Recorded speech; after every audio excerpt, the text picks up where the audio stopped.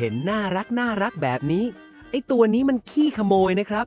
อย่าให้หน้าตาน่ารักหรือความแบ๊วของมันหลอกเอาได้นะเพราะนี่คือแรคคูนยอดนักย่องเบาที่แสบระดับ10กะโหลกจนผมแอบสงสัยนะว่านี่มันสัตว์ป่าจริงๆหรือเป็นสายลับปลอมตัวมากันแน่หลายคนเห็นมันชอบเอาอาหารไปล้างน้ำแล้วชมน้องว่ารักสะอาดปักโธเลิกมโนได้แล้วครับจริงๆคือมันเป็นพวกสัมผัสไวต่างหากที่ปลายนิ้วน้องมีเส้นประสาทหนาแน่นมากพอจุ่มน้ำปุ๊บเซ็นเซอร์ที่มือจะทำงานแบบเต็มกราฟจนมันแทบจะสแกนรูปทรงและรสชาติอาหารผ่านมือได้เลยเรียกได้ว่ามีตาอยู่ที่ปลายนิ้วของจริงเลยครับถ้าใครเคยดู Guardians of the Galaxy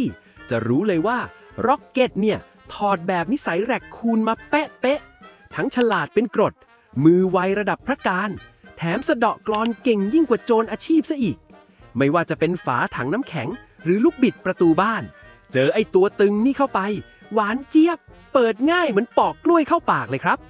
ฉายาแพนด้าขยะไม่ได้มาเพราะจับฉลากได้นะแต่มันมาเพราะความหน้ามึนที่พร้อมจะบุกทุกที่ขุดทุกถังแล้วเพื่อนๆล่ะครับถ้าเจอไอ้ตัวแสบนี่มาแอบขโมยของที่บ้านจะเข้าไปกอดรูปหัวกับความน่ารักของมันหรือจะไล่มันไปดีคอมเมนต์บอกหน่อยนะครับ